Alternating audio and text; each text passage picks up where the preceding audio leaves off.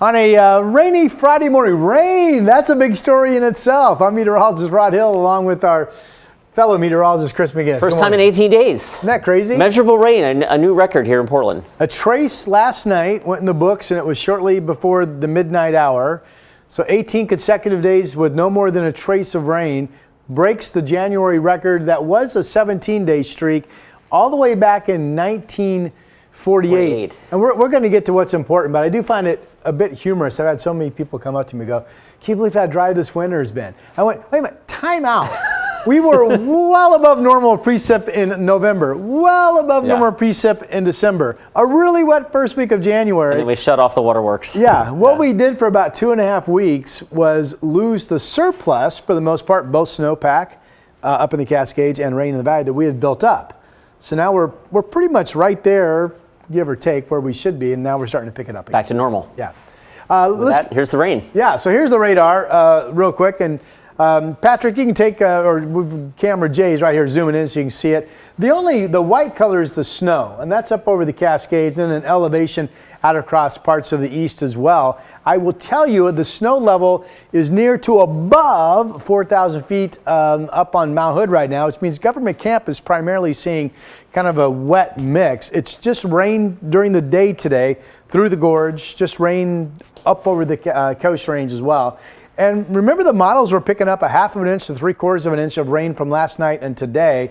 Well, so far, it's 10 o'clock in the morning, and since This began last evening. Portland's got 4/10, Salem's over a half. We've got 67 100ths in Tillamook, so we're putting some decent moisture in the gauge.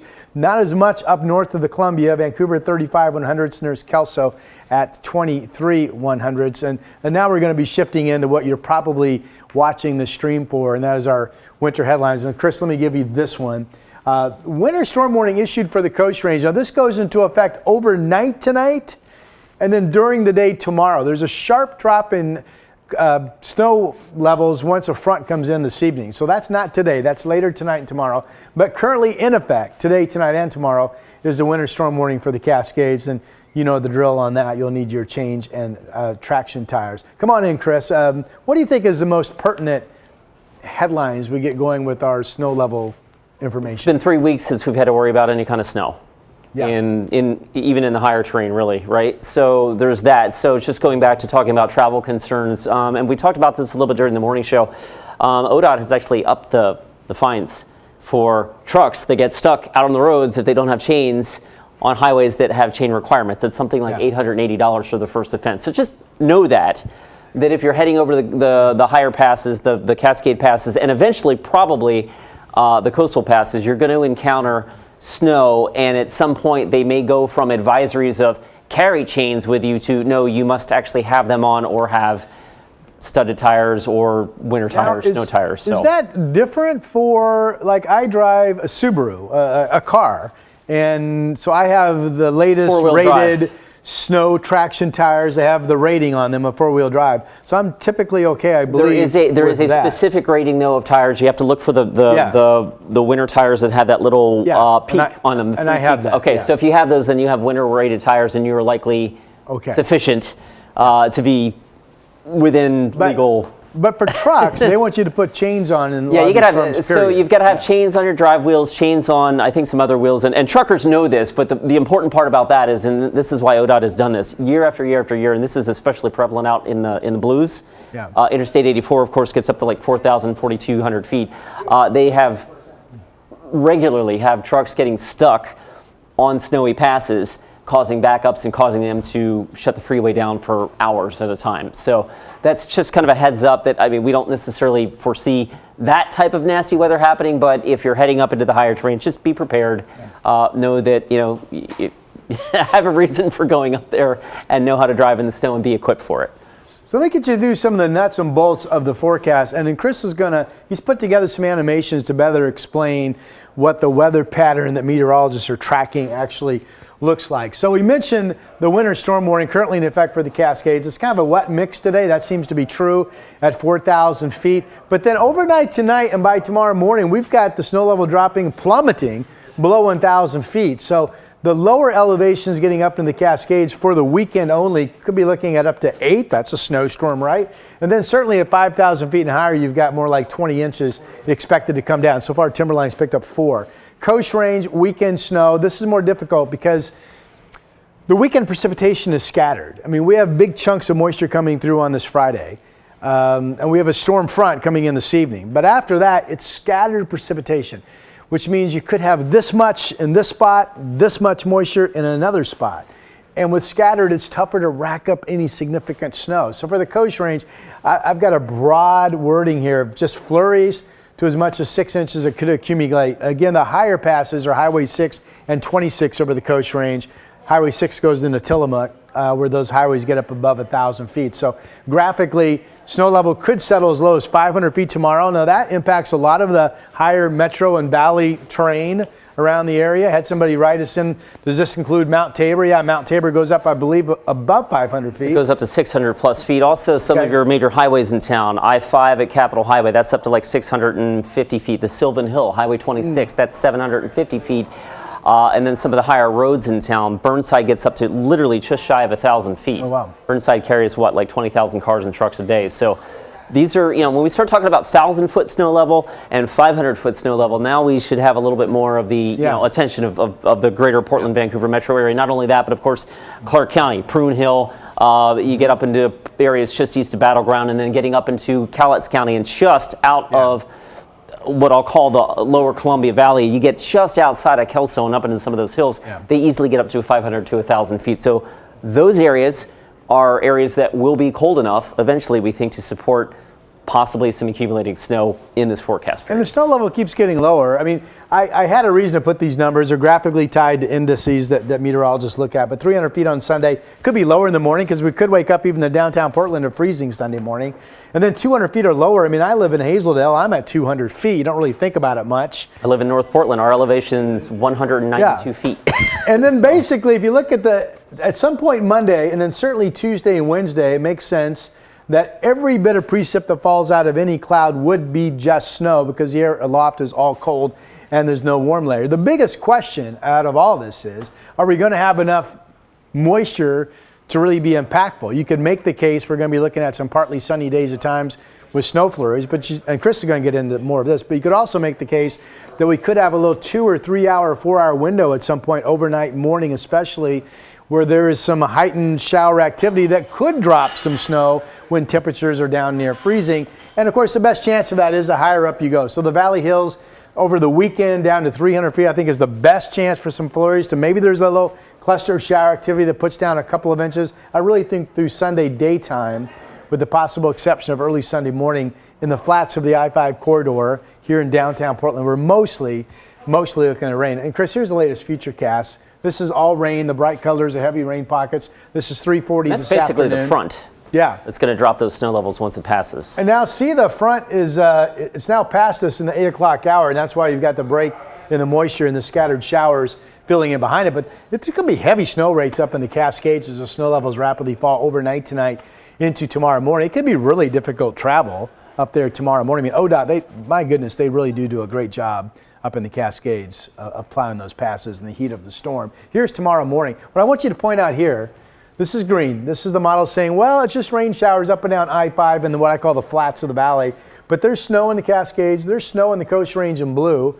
And then even later in the day, this is 6:30 Saturday evening, that's a rain shower in the flats of the I-5 corridor. There's your Chehalem Hill. Right there, picking right it about up. 1,000 feet in Washington County. Little pink on the map. And then the blue again in the Cascades and the Coast Range. And then you played into Sunday morning.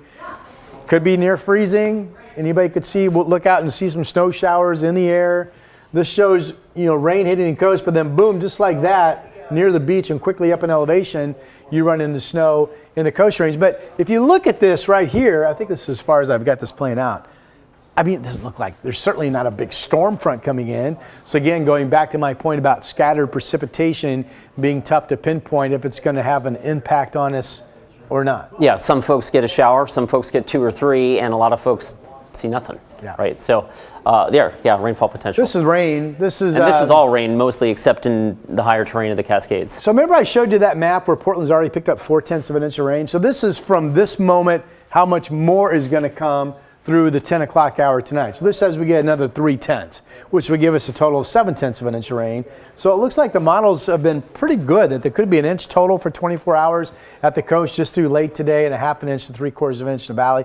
This shows snow up in the Cascades. I lost my numbers somehow when we were scrambling to get everything ready for this stream. But this is in purple, you've got 12, 20 inches in the higher elevations of the Cascades. And notice right in here, it's picking up some of the terrain in the valley where you got little snippets of snow showing up into Sunday morning, and then this will be primarily snow up in the Coast Range. Yeah, so Highway 30 gets up to pretty close to 1,000 feet, I think, around the Bradley Way side. Highway 26 goes up over the Sunset Summit, actually hits 2 peaks, up around 1,600 feet. And then Highway 6, the Nehalem Highway, the Wilson River Highway that goes through Tillamook County, that gets up to 1,450 feet, something like that. So those are easily into the snow zone, where if you're traveling to and from the beach this weekend, you're going to encounter snow at that elevation. And this shows like 3 to 6. There's kind of a light variable wind to east even potentially Sunday morning. In fact, this is showing there would be snow over on the west flank of the Coast Range as well. Sometimes it's mostly just on the east side of the Coast Range. Upslope, from an east wind, yeah. But this is a colder air mass that could paint the picture through all of that.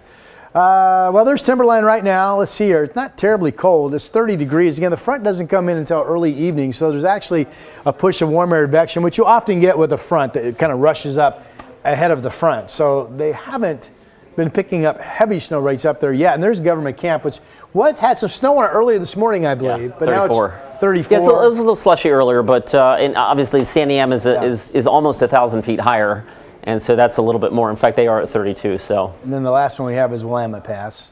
It's the highest of the passes, but it's also the farthest to the south, and sometimes that does matter with the temperatures. 33 degrees. Coast range we mentioned is just wet today. That's 40. This is the highest camera, right, Chris? On the this is the highest Coast camera range? that we have, but again, this is at 1,440 feet. The actual summit is up around 1,600 feet, Yeah. so it goes another 200 feet higher than that. This is on the west slope of the, and it's above 1,000 feet. This is a spot that potentially could have some snow, especially going into Or just being slick and icy as the temperature tonight. drops too. Yeah, So. very important. What else have I got here? US 20 at Dudley Hill. This is going into the Central Coast. Is that right? Yeah. Where does that dump out at? That dumps into This 20 goes into Newport. Into Newport. Yeah. That's what I was thinking. Okay, and this shows 695 feet. So that potentially is in the snow zone with our forecast. Today it's all about the rain. It looks like we could hit 50 degrees in Portland. Temperature is really not a concern during the daylight hours of our Friday, except for the Cascades where we know it's snowing. This does show 32 though at 4 o'clock up at Timberline, which wouldn't be bad. I'm going to click to the 7-day, and then this is going to become the Chris McGinness show here in a second as he takes you through some of the definite models. But really what I want you to get through this. So KGW, we turn things red when we want to catch your attention. So we call it a weather impact alert. Now there are no watches, warnings, or advisories for the Willamette Valley, period, at this time, but notice the lows coming up in the 30s, even freezing, if not Sunday, Monday morning. Daytime highs only around 40.